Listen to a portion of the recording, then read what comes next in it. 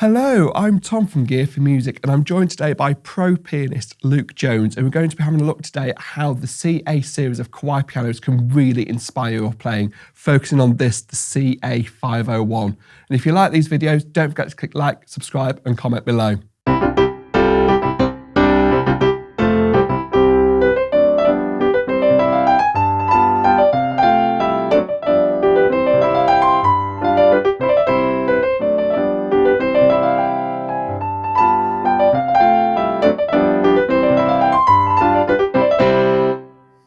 Fantastic. Thank you very much, Luke. So you're obviously a Kawai artist. So what inspired you to go and endorse the brand Kawai? Well, I have a very personal connection to Kawai. I mean, I've actually owned a Kawai instrument since I was about 12 years old. So it's been a key part of my musical journey. And, since I became a performing artist, and I've played in many concert halls around, internationally, Kawai has always stood out for me to be a, really top flight piano brand, often on the cutting edge of new technology, a really forward looking company. And, I really admire their commitment to developing new technologies, integrating that into their instruments. And, the kind of support that they've shown me since we've built our partnership has been really gratefully received on my part. So really appreciate, joining in this partnership with Kawai.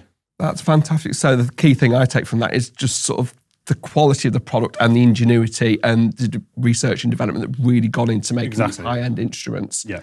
So in terms of the piano sounds, I know that's a crucial point around these pianos as well.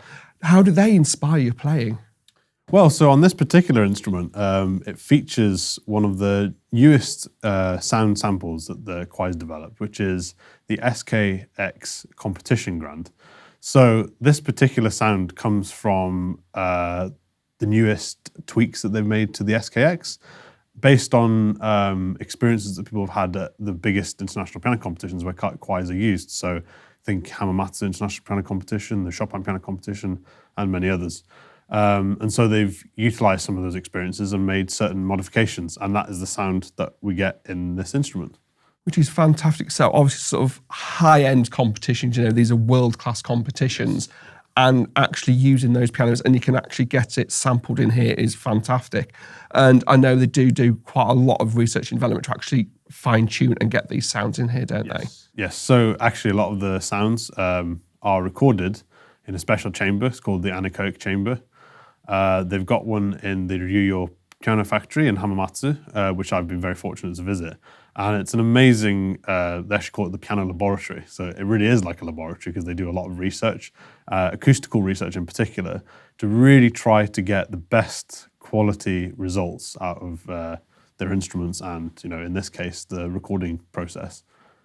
And there's something quite special about the way they record it, because obviously if you've got one of these at home, you may want to plug a set of headphones in, for example. Yes. Yeah. So in terms of how they record that, how is that process developed? Well, so for the newest instruments, they record it in such a way that it comes from the pianist's perspective.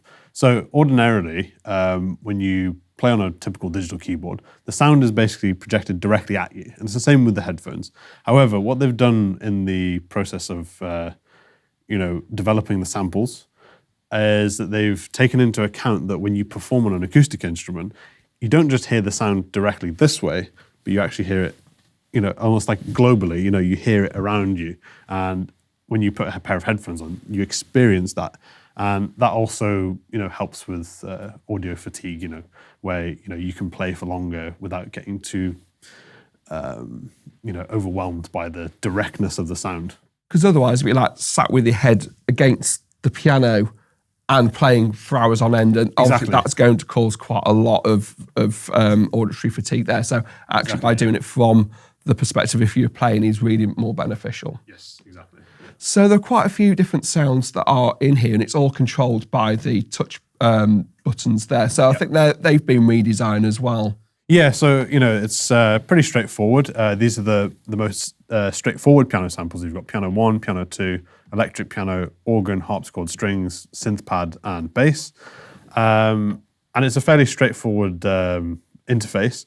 There's an OLED panel here, so it comes up very clearly when you're selecting.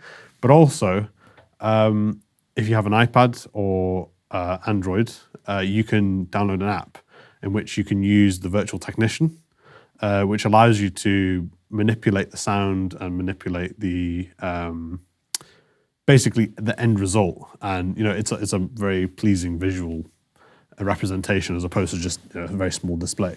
Of course, and a lot of people play in different acoustics, different environments, so it is quite important to be able to have those abilities to fine tune. Yes, yeah, exactly. So you can change it to your tastes, because everybody's got slightly different tastes. Some people prefer a mellower sound, some people prefer a brighter sound, some people prefer different types of touch, this kind of thing.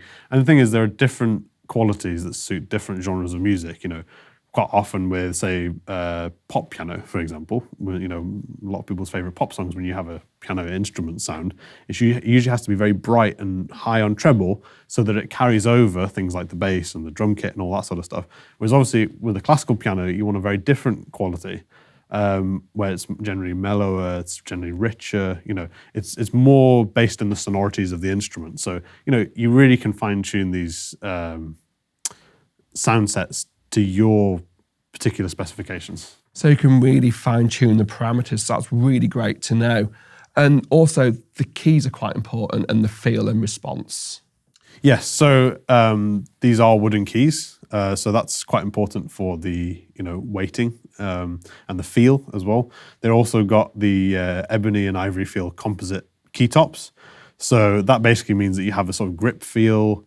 They're porous, so that they kind of absorb perspiration and that sort of thing. So it really feels like quite an authentic keyboard playing experience. It's not that dissimilar to what you would find on a typical concert grand. So you're not slipping and sliding with a bit of perspiration on your hands. You've got that real tactile element. Yeah, exactly. Yeah, you really feel connected to the instrument. Yeah. And we also mentioned the iPad there as well, and Android device a little bit earlier. So you can also get, say, the Alfred books that you could play along with. So it could be quite important because they're built into here as well, the lessons. Yeah, so I understand. So they've got certain tracks that you can play back. So if you've got the Alfred piano books, then you can actually play back some of the tunes, and so you can hear how it's played essentially, which is quite useful, especially for children or even adults that are starting out. They're starting on their learning journey, and having that extra audio aid can be very helpful. And you can plug your USB in, so that can be quite helpful for record and playback in similar sort of situations. Yeah, so the record function is really useful. So, one of the things I recommend as a teacher, I'm obviously a performer, but I also do a lot of teaching. One of the things I frequently recommend to my students is record yourself. Because, there's one thing being able to listen to yourself as you're playing, that's very important, but it can give you a very different perspective and, a much more nuanced perspective when you're able to record yourself. Now, with these instruments, a student of mine could, for example, record themselves, and then they can bring it to me and we can go through it together, we can examine it together. And, it's very straightforward and there isn't interference like you would get on a typical, if you were recording on your phone, for example, if a car goes by, for example, well, that's going to get picked up. Whereas on the keyboard, it records only what you've inputted into the keyboard itself. And that can be really quite inspirational for yourself as well. It can, you might be able to play things in a few different styles or play around with how things are written and really sort of build upon your style. Yeah, well, I record all the time as part of is one of the important components, I would say, for me as a performing artist. Whenever I'm preparing, especially for a big concert, I usually go through the process of recording myself many, many times and listening back, trying to listen to myself from the audience perspective. And obviously having machines like this, which allow you to record, again, as I said before, without that kind of interference, it just allows me to, make that recording process much more seamless. So by having a great action, great feel to the keys, you've got multiple voices in there, such as the competition grand, that can really help inspire your playing, and the ability to record and listen and sort of have that feedback. That's really great as developing as a player. So thank you very much for sharing the information there. It's been really great to get to know the piano and a little bit more about yourself and what really inspired you with Kawai piano. So thank you very much for watching. And again, if you've liked it, don't forget to leave a comment, like and subscribe. Thank you very much.